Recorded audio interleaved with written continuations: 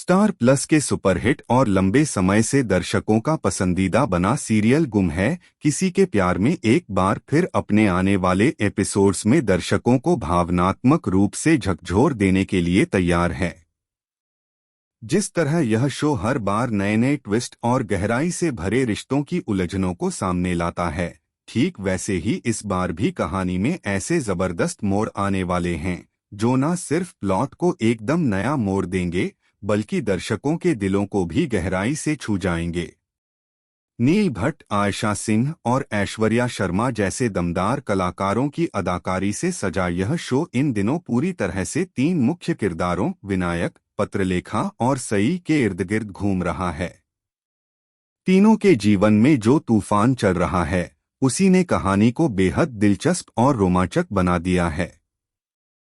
कहानी के मौजूदा ट्रैक में एक ओर जहां विराट अपने बेटे विनायक को लेकर गहरे असमंजस में डूबा हुआ है, वहीं दूसरी ओर सई गढ़चिरौली के उस दर्दनाक हादसे की गुत्थी सुलझाने में जुटी है जिसने उसकी पूरी जिंदगी को हिलाकर रख दिया था।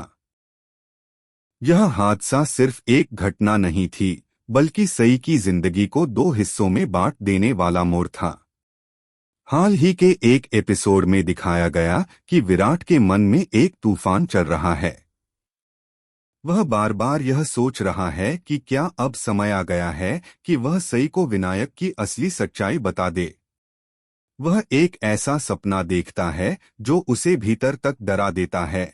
सपने में सई विनायक की सच्चाई जानने के बाद उसे अपने साथ ले जाती है और इसी सपने में वह देखता है कि पत्रलेखा यह सब देखकर गहरे सदमे में चली जाती है और इतना टूट जाती है कि आत्महत्या कर लेती है। विराट इस भयावह कल्पना से इतना डर जाता है कि सच बोलने की हिम्मत नहीं जुटा पाता और सच्चाई को छुपाने का फैसला करता है। उसका यह फैसला न केवल उसे भीतर से तोड़ता है बल्कि कहानी में और भी पेचीदगियां पैदा करता है। दूसरी ओर पत्रलेखा की हालत दिन ब दिन बिगड़ती जा रही है। उसका मानसिक संतुलन डगमगाने लगा है।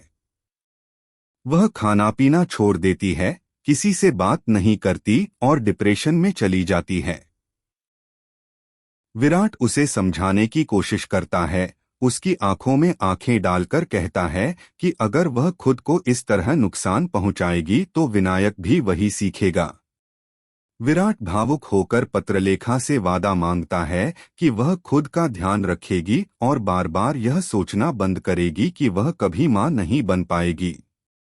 विराट उसे ये भी याद दिलाता है कि विनायक उसका बेटा है, उसने ही उसे पाल पोस कर बड़ा किया है। उसे खुद पर शक करना बंद करना होगा। लेकिन पत्रलेखा के मन की पीड़ा कहीं ज्यादा गहरी है।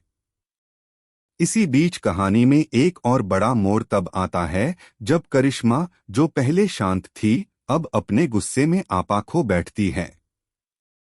वह सई पर चिल्ला पड़ती है, उसे ताना मारती है कि वह अब चौहान परिवार का हिस्सा नहीं है। फिर वह जगताप से मिलकर विक्रांत के बारे में जानकारी क्यों जुटा रही है। लेकिन सई अब वह पुरानी सई नहीं रही। वह चुप नहीं बैठती। उसी दौरान जब वह एक आश्रम में दो महिलाओं को विनायक को लेकर बातें करते सुनती है तो उसकी सारी चेतना जाग जाती है।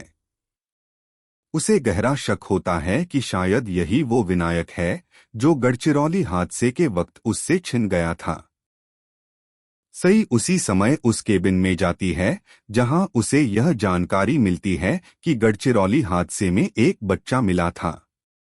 वह उस एनजीओ के स्टाफ से विनायक के बारे में और जानकारी मांगती है, लेकिन स्टाफ कोई मदद करने को तैयार नहीं होता। सई को गुस्सा आता है लेकिन वह